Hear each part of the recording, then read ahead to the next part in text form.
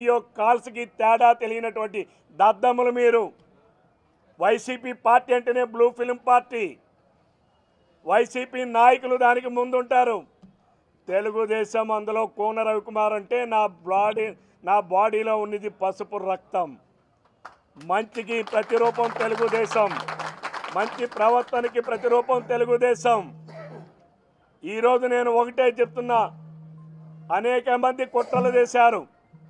ఈరోజు ఆమెని అడ్డం పెట్టుకొని పావుగా వాడుకొని వీడెవడో ఒక తోకగాడు ఉన్నాడు నా కాన్స్టిట్యున్సీలో, వాడికి కనీస అర్హతలు లేవు.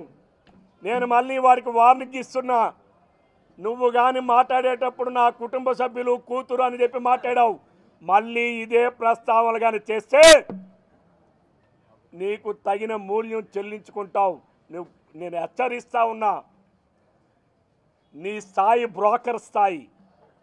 నువ్వు ఒక బ్రోకర్ గాడివి.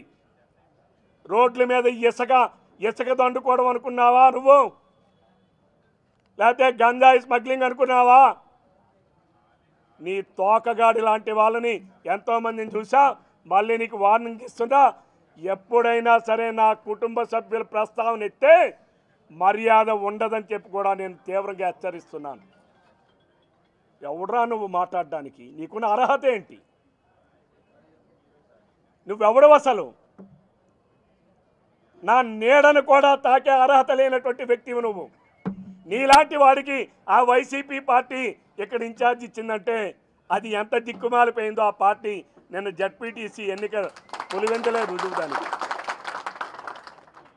ఎవడైనా అన్నం తిన్నవాడు, సరైన బట్ట కట్టినవాడు, కుటుంబ గౌరవం ఉన్నవాడు ఎవడైనా నీ వెనక వస్తారా?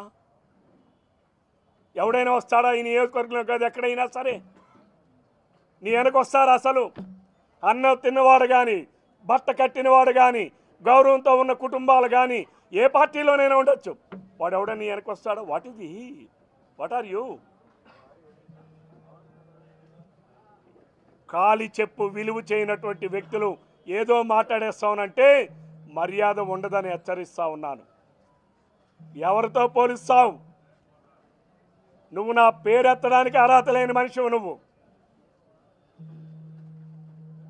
మళ్ళీ నేను దళిత సంఘాలకు విజ్ఞప్తి చేస్తున్నా.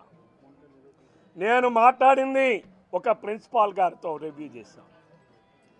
ఇంకా ముందుకెళ్తే నేను 3 ప్రిన్సిపాల్స్ని, ఏపీసీ గారిని ఇదే కార్యాలయంలో రివ్యూకి పిలిస్తే అడ్మిషన్స్ అన్నీ అయిపోయిన తర్వాత అన్నీ సక్రమంగా జరిగా లేవని ఒకసారి రివ్యూ చేస్తే 2 ప్రిన్సిపాల్